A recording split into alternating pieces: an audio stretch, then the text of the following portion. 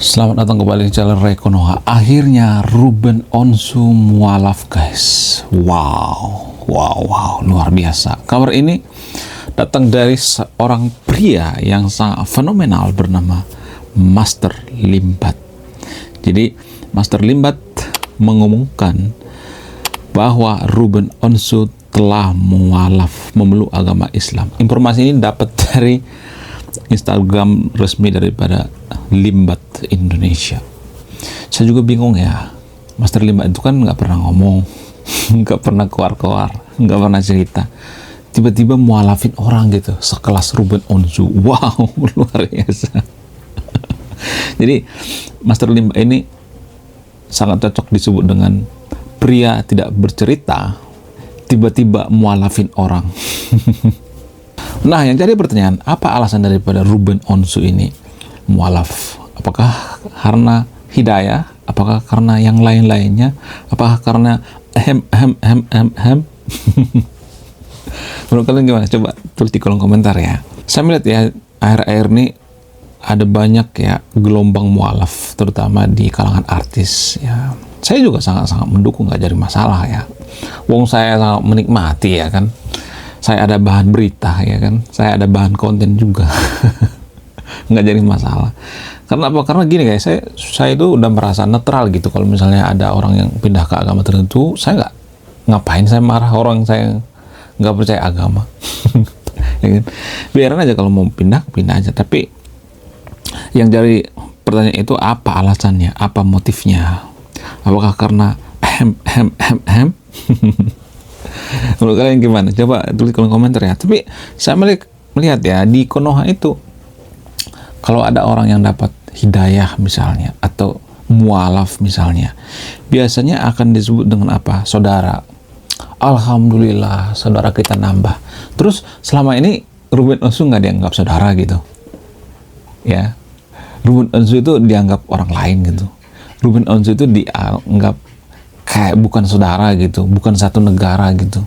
Kalau kita satu negara berarti satu saudara dong, ya kan? Ya nggak sih? Menurut kalian gimana? Berarti kalau seperti ini nggak ada jiwa nasionalismenya kan? Yang ada jiwa keagamaannya, jiwa satu komunitas, jiwa satu religion. Harusnya kan kalau atas nama Konoha itu kan, seluruh Konoha kita kan saudara. Tapi saya melihatnya ya, di Konoha itu kalau misalnya ada orang yang mualaf gitu, dapat hidayah, terus disebut saudara, emang selama ini kita nggak saudara gitu, kita orang lain gitu. Jadi menurut saya ini sangat harus didiskusikan gitu ya. Kalau misalnya hal seperti ini tidak kita omongin gitu, nggak kita diskusikan dan lain sebagainya, maka hal ini akan menjadikan Konoha tidak akan maju. Jadi gini guys ya, dasarnya kita satu negara itu kan karena saudara ya, ya kan? Nah, kenapa kalau misalnya ada orang yang beda agama, kita nggak menyebut mereka itu bukan saudara? Berarti seakan-akan ya, agama itu adalah negara kita, ya nggak sih? Menurut kalian gimana? Jadi kalau misalnya ada orang nih beda agama dengan kita, terus pindah agama ke kita, terus kita sebut saudara, emang selama ini kita nggak saudara gitu? Ini menurut saya itu yang bikin negara kita tidak maju. Jadi selama ini kita gitu, misalnya bertetangga, walaupun misalnya beda agama, kita menganggap bahwa mereka itu orang lain, bukan saudara kita. Pantesan kita nggak mau membantu gitu ya. Pantesan di Konoha itu selalu ribut gitu, masalah umat beragama, antar umat beragama, kutuk-kutukan. Karena kita nggak menganggap bahwa orang yang beda agama itu saudara ya. Saya sendiri semua agama itu saudara yang ada di Konoha. Agama lokal kayak mau menyembah gunung, kayak menyembah batu, kayak menyembah keong, kayak menyembah duit, kayak menyembah wanita, kayak menyembah apa kayak ya. Menyembah SpongeBob kayak apa kayak. Saya tetap menganggap bahwa kita ini satu bingkai, yaitu ya satu negara. Jadi hal seperti ini harus kita luruskan dulu deh gitu kalau kita mau maju ya. Jangan kita berkuar-kuar ya. Konoha 2045 jadi negara emas gitu, 2045 Konoha akan menjadi negara maju. Bagaimana mungkin kita bisa menjadi negara maju kalau kita menganggap bahwa orang yang beda agama itu bukan saudara kita? Ya, mohon maaf bagi teman-teman muslim ya, mohon dijawab ya. Saya cuma bertanya, saya tidak akan memberikan kesimpulan, saya tidak akan memberikan pernyataan, saya hanya bertanya, mohon dijawab ya. Jadi ini bukan ini loh, pernyataan ya. Kalau pernyataan sama pertanyaan itu beda ya. Pernyataan itu saya mengatakan, oh seperti ini ya, yang bukan seagama itu bukan saudara gitu, kita bukan saudara. Kalau mualaf disebut saudara dan sebagainya. Saya tidak menyimpulkan ya, saya hanya mengurai gitu. Menurut kalian gimana? Kenapa ya? Kenapa gitu? Why?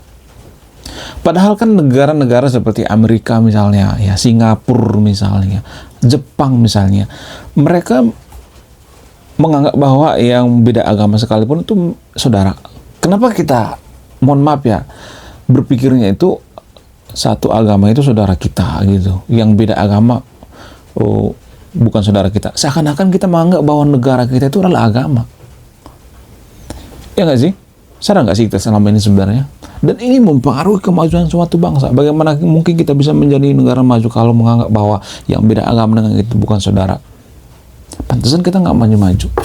Kalau Amerika misalnya, Amerika itu satu persaudaraan dengan apa? Dengan lambang bendera Amerika. Ya, Konoha juga seperti itu. Harusnya kan kita bersaudara itu dengan lambang apa? Lambang bendera Konoha. Jadi di Amerika itu nggak ada yang namanya misalnya kalau beda agama itu bukan saudara. Semuanya saudara. Nah, yang jadi permasalahan kan kenapa ada agama tertentu di Konoha itu menganggap bahwa agama lain itu bukan saudara. Saya sendiri yang menganggap bahwa agama Hindu itu saudara, agama Buddha itu saudara, agama Muslim juga saudara, agama Kristen juga saudara, agama Konghucu juga saudara. Jadi seakan-akan ya kita beragama itu mengkotak-kotakkan jadinya. Saya sangat sering mendengarkan kalimat seperti ini ya. Kalau misalnya beda ke agama kita, oh kita saudara. Terus selama ini orang lain gitu. Selama ini kita dianggap apa gitu? Apakah hanya karena kita masuk ke agamanya kita disebut saudara? Menurut saya ini kurang rasional ya, tidak sangat rasional ya. Mohon maaf, ini pemikiran-pemikiran yang, mohon maaf ya, pemikiran yang kurang maju gitu. Negara lain tuh sudah berpikir ya, bagaimana caranya biar Konoha itu bisa menjadi negara maju, bagaimana caranya kita memperbaiki lingkungan dan lain sebagainya. Jadi kenapa kita selalu gitu berkutat masalah agama? Oh ini bukan agama kita, oh ini bukan saudara, oh kita ada pembatas tembok nih ya lu agama ini ya, agama Nasrani, gua agama mayoritas di Konoha, kita nih ada tembok ya, ada tembok. Seakan-akan kita mengatakan seperti itu ya, seakan-akan kita secara tidak langsung mengatakan seperti itu. Kalau misalnya beda agama kita punya tembok. Jadi menurut saya pribadi bisa saja ya, dugaan saya ya. Menurut kalian gimana? Apakah agama itu jadi penghalang kemajuan suatu bangsa kalau seperti ini? Seakan-akan agama itu ya, menurut kalian gimana? Apakah agama itu penghalang ya atau menjadikan kita itu semakin terkotak-kotak gitu kalau misalnya beda agama bukan saudara? Ini harus kita bahas, harus kita kelarkan dulu gitu.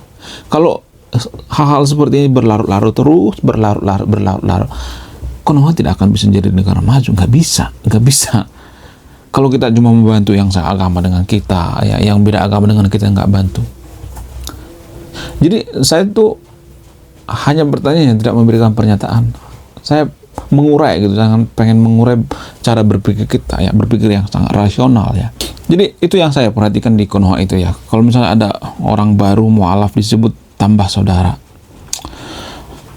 Emang saudara kita selama ini di mana gitu? Kenapa yang beda agama itu tidak menganggap bahwa mereka itu saudara? Kemudian saya sering mendengar ya di Konoha itu, kalau misalnya nih ada orang yang mengatakan ya, gua mualafin ya, gua ngajak lu mualaf itu biar apa? Biar lu masuk surga, biar lu nggak masuk neraka. Lu tuh nanti masuk neraka kalau nggak masuk ke agama kita. Gua kasihan sama lu. Nah, kalimat-kalimat seperti ini sangat sering saya dengar di Konoha. Nah, yang jadi pertanyaan, apakah seseorang itu misalnya kalau pindah ke agama tertentu sudah jaminan masuk surga?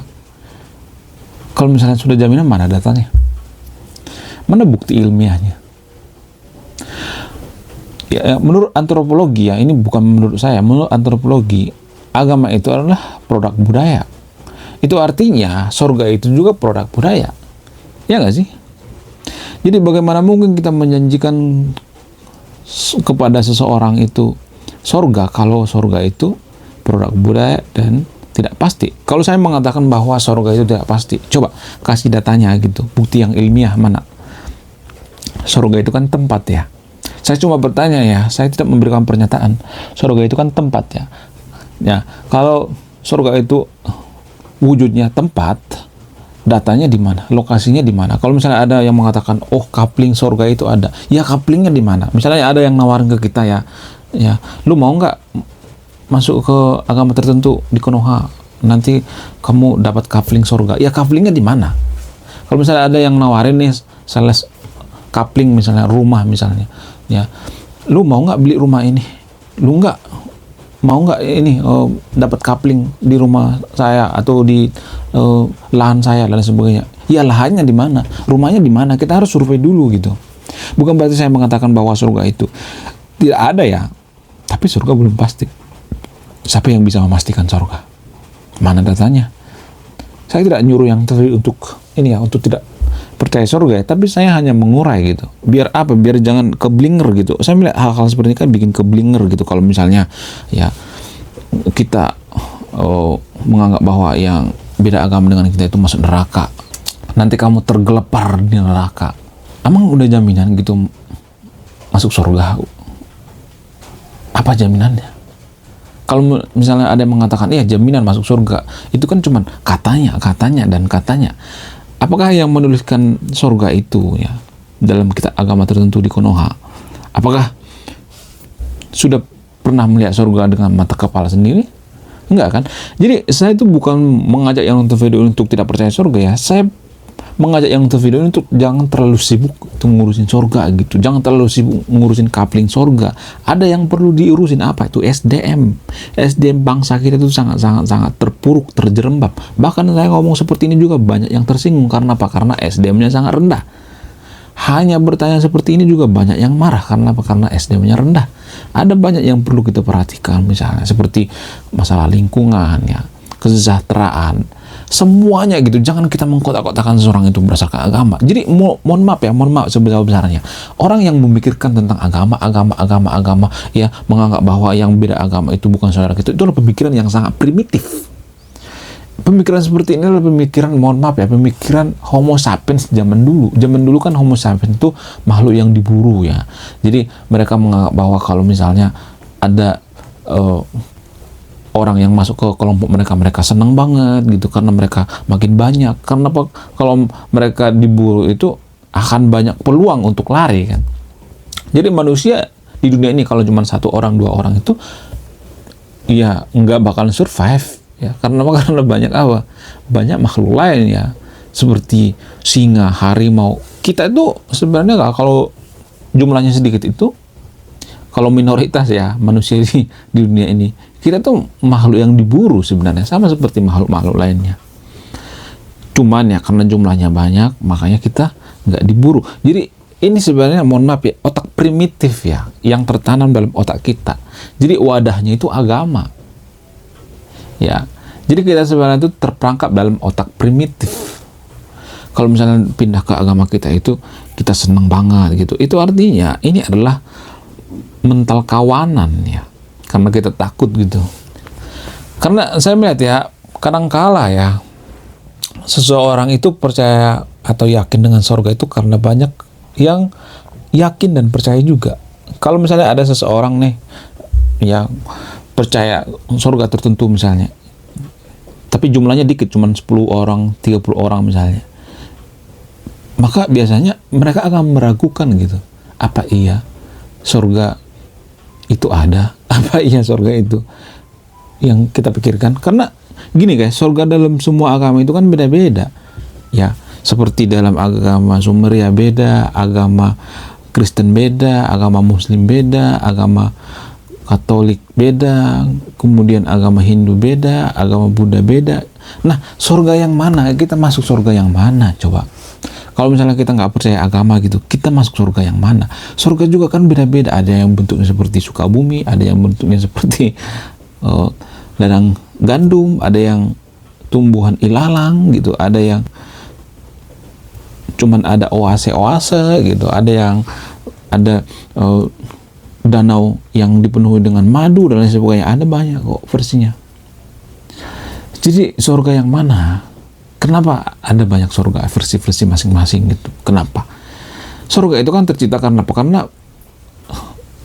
sesuatu yang pengen diinginkan kelompok masyarakat tertentu. Contoh misalnya di agama Yahudi itu surganya itu apa? Surganya itu seperti Sukabumi misalnya. Karena apa? Karena di sana lahannya tandus, gersang. Jadi dugaannya ya dalam agama Yahudi itu ya, itu masih dugaan ya. Surga itu terjadi atau tercipta karena itu adalah hasil daripada pemikiran manusia, imajinasi manusia dalam agama Yahudi maksudnya. Itu yang dipengen oleh manusia di sana. Karena zaman dulu di sana itu tanahnya sangat gersang. Kalau sekarang kan udah lumayan rimbun ya karena pengaruh dari teknologi. Ya, di sana itu lahannya gersang, terus tandus, ya gurun dan lain sebagainya, sehingga mereka menginginkan sesuatu hal yang rimbun ya, seperti yang ada di Sukabumi misalnya, tanahnya subur dan lain sebagainya.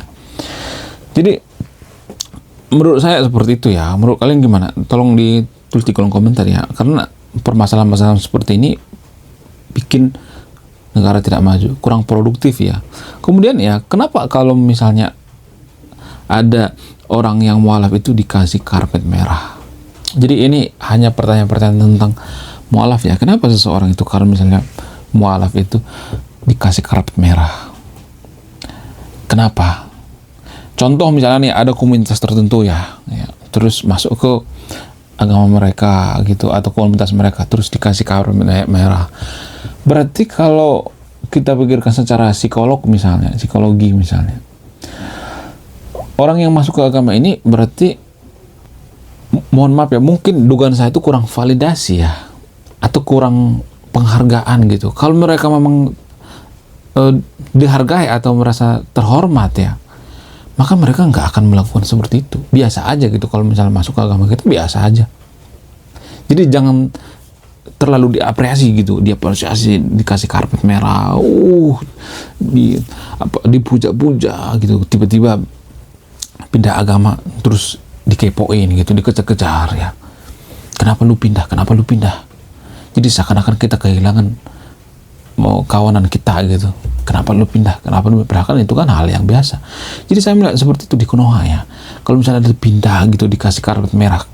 Terus kalau misalnya nih, kalau misalnya ada yang mengatakan nggak pindah ke agama tertentu, nggak dikasih karpet merah.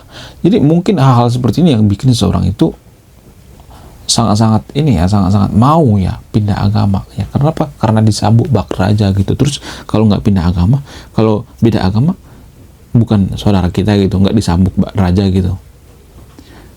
Jadi hal-hal seperti ini menurut saya itu yang perlu kita perhatikan ya. Kenapa ya kita selalu hormat banget gitu dengan orang yang baru mualaf, bahkan mereka akan dijadikan sebagai pemuka agama biasanya. Menurut saya itu hanya orang yang tidak terhormat pengen dia hormati ya. Jadi menurut saya pribadi, kalau misalnya ada orang yang mualaf itu, kenapa nggak mualaf diam-diam aja gitu? Kenapa harus menggembur-gemburkan ke seluruh dunia gitu, terutama artis? Berarti ada tujuan tersendiri kan? Mereka pengen apa? Pengen ngerasain gimana jadi mayoritas. Ya mungkin aja seperti itu, karena jadi mayoritas itu punya privilege ya, punya kemudahan-kemudahan. Apakah ini didesain ya? Ya didesain oleh kelompok agama tertentu di Konoha supaya apa? Supaya banyak yang pindah ke agama tertentu. Saya melihat seperti itu ya. Kalau misalnya kita minoritas itu, coba deh rasain ya, yang nonton video ini ya, kalau ya umat daripada agama mayoritas di Konoha, coba deh rasain minoritas. Pahitnya luar biasa. Ya orang minoritas itu orang yang sangat luar biasa ya, orang yang petarung ya. mereka dianggap sebelah mata gitu, kadang mereka dikucilkan ya, dipersekusi, dibubarin paksa dan sebagainya, ada banyak ya. Kemudian kenapa di Konoha itu konten mualaf atau pindah agama itu penting ya? Jadi kalau misalnya ada yang mengatakan, lu kan bahas juga tentang konten mualaf. Ya, saya bahas tentang konten mualaf ini karena ini yang disukai. Kita itu sebenarnya pedagang, guys. Konten kreator itu pedagang. Nggak mungkin saya bahas misalnya nih, bahas tentang ikan lele misalnya, ya. Tiba-tiba saya bahas tentang ternak ikan lele. Emang lu pada nonton? Enggak kan? Justru karena kita melihat konten kreator ada peluang nih ya, atau misalnya ada minat tertentu ya. Di Konoha itu kan sangat suka yang namanya yang berbau agama ya. Makanya konten agama itu selalu ditampilkan di podcast seperti podcast Densu ya, Om Botak dan sebagainya. Kenapa mereka menampilkan hal seperti ini? Karena mereka melihat ini semacam peluang ya. Jadi jangan terlalu over proud gitu ya. Karena gini ya, kita sebagai konten kreator itu kalau bisa dianalogikan tuh sama seperti koko ya, atau orang China atau Cina keturunan atau Cindo yang beragama Konghucu, tapi kita jualan tasbih, jualan peci, jualan baju koko. Apa soalnya? Apa masalahnya? Lu pernah lihat kayak gitu nggak? Saya pernah, gue sering pernah lihat koko ya, yang jualan peci, jualan baju koko, jualan tasbih, jualan kitab suci juga. Bayangkan coba, kalau misalnya kita mengatakan mereka itu kan bukan muslim, enggak, mereka enggak butuh itu ya. Mereka butuh apa? Menjual ya. Mereka melihat peluang ya. Kalau ada peluangnya kenapa? Konten kreator juga seperti itu. Apa yang kita bahas itu karena itu yang diminati. Masa kita bahas sesuatu hal yang tidak diminati oleh penonton? Jadi jangan salahkan konten kreatornya. Konten kreator itu muncul karena apa? Karena itu adalah konsekuensi daripada permintaan daripada masyarakat. Itu konsekuensi daripada minat daripada masyarakat. Kalau masyarakat itu minatnya pengennya bahas tentang agama, ya akan banyak konten kreator yang bahas agama. Masa misalnya nih kita bahas tentang Naruto misalnya, padahal pencinta Naruto di Konoha itu nggak ada, cuman 2 atau 3 orang doang. Iya, yang nggak bakalan dibahas sama konten kreator. Konten kreator itu adalah bentuk dari apa? Konsekuensi daripada masyarakatnya. Contoh misalnya kalau di negara maju ya, kenapa di negara maju itu konten-konten seperti konten edukasi itu sangat-sangat dibutuhkan gitu, diperlukan. Karena apa? Karena itu yang dimau oleh masyarakatnya. Kalau misalnya di Konoha misalnya negara yang susah maju gitu, susahnya minta ampun. Karena apa? Karena di Konoha itu pengennya konten-konten agama gitu, konten-konten perselingkuhan misalnya, konten-konten tentang gosip-gosip. Maka konten-konten seperti ini yang sering muncul ya. Bahkan ada seorang pejabat baru-baru ini viral ya, ada kasus korupsi ya, sebut saja namanya ya RK ya.